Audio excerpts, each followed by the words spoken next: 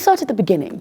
What is town transformation? Transformations are where you actually organize deliberate programs that achieve an environment where you've got a current state which is at risk to create a future state that can sustain and survive. So in the context of town transformations, what you typically have is you have a town that is at risk because of an economic decline, because of social unrest, or whatever that risk may pose. And then you implement a deliberate program to achieve an altered state that ensures that town's future. Oranjemund has got tremendous potential to actually transform and play its role in the region and in the country and in the legacy of Namibia in terms of achieving success in something that is actually extraordinarily difficult. This potential can only be unlocked if the stakeholders we spoke of earlier really play their best part to make that happen. What role do you foresee Namdib having in Oranjemund's future? Namdib is playing an enabling role and has played an enabling role in creating OMDis. And the role of OMDis is to take Oranjemund or to facilitate the economic diversification of Oranjemund, to establish other industries, and there's huge opportunities. As I said earlier, strategically located, and there are a lot of other opportunities that comes with the facilities that are there, access to the national park, fantastic road infrastructure. But these things don't happen organically. And Namdib's role in the town is now to enable this economic transformation. We are uniquely positioned right now, Namdib as well as the town, to write a different story. Many mining companies, once they pull out of communities, then leave legacies where people are suffering economically and so forth. And in this case, I do think we've got a completely different opportunity. And that's what OMDis is all about. That's the economic transformation of the town, so that it isn't only dependent on diamond mining. Diamonds have played, and diamond mining here in Namibia has played such an absolute key role in our economy. It's played a key role in developing communities, developing careers, and we want to continue that legacy. And that is really the ambition that Namdib has in this.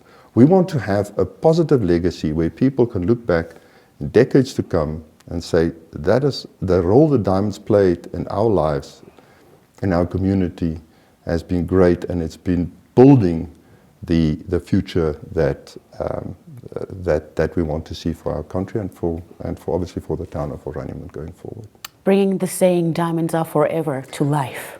Absolutely. What happens next in this amazing journey? OMDis has been created as a not-for-profit organization, and so that sets us aside from many organizations that play in this space.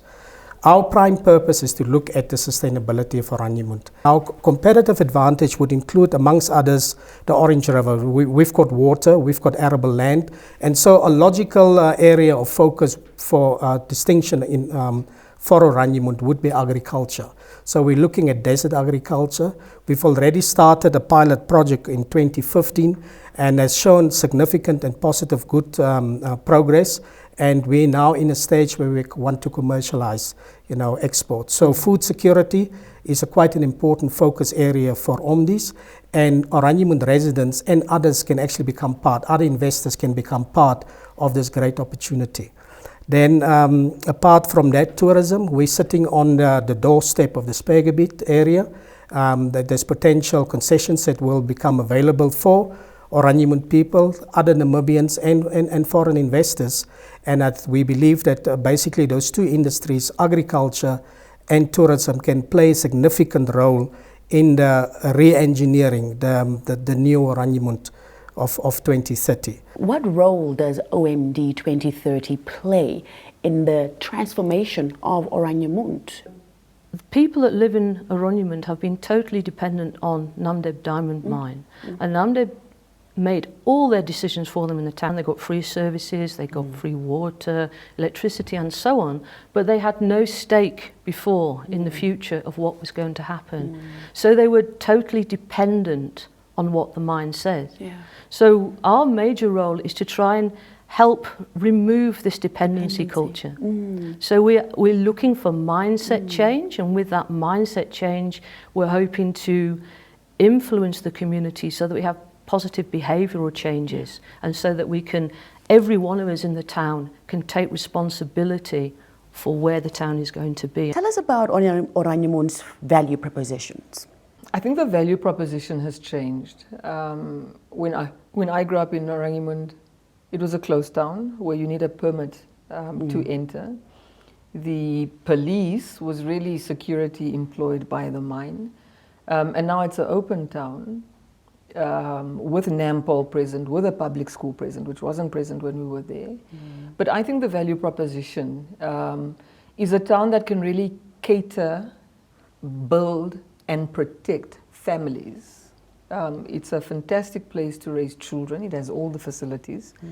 So I think the value proposition comes from the perspective of the services sector, because you can provide a full spectrum of services from Oranjemund. When I look at Oranjemund, what I think of, and what many people think of, is quality education. So I wouldn't be where I am today if it wasn't access to early childhood education, quality early childhood education, if it wasn't access to a very strong primary school education. That laid the foundation for everything else that I did. There is specific niches which Oranjemund can actively look at. So old age care, a retirement village, a university, and all the services, the specialized medical services, the specialized academic services that come with that. Where there's a university, there's lecturers from all over the world. They come with their families who need schools, so you put up another fantastic private school there. There's a lot that can be done there. We have examples of what happens when there's a whole-scale withdrawal of a mining investor, and I think the De Beers Group should be given credit for the responsible manner in which they've managed their exit, where they've given an opportunity for us to think about what a Oranjemund in the 21st century looks like. What potential, with the transformation in mind, do you believe the town has? What makes it unique is that it is this really sophisticated, multifaceted village with water and trees and grass and golf courses and everything, but set in the middle of this grand natural landscape of the Namib Desert and along the Skeleton Coast, which is so dramatic. So it's really not an exaggeration at all to say it's unique. There can't possibly be anywhere in the world like Oranjemund. It's like the best kept secret. If that town could be connected to the wider Namibia and South Africa and the world, I think it would be a fabulously interesting place to live and a fabulously interesting place to visit. You're originally from Oranjemund? I am. Wow. Yeah. So tell me, what are your fondest memories of Oranjemund? Well, I grew up rollerblading. We used to go rollerblading. We had a hall in the center of the town where we went rollerblading.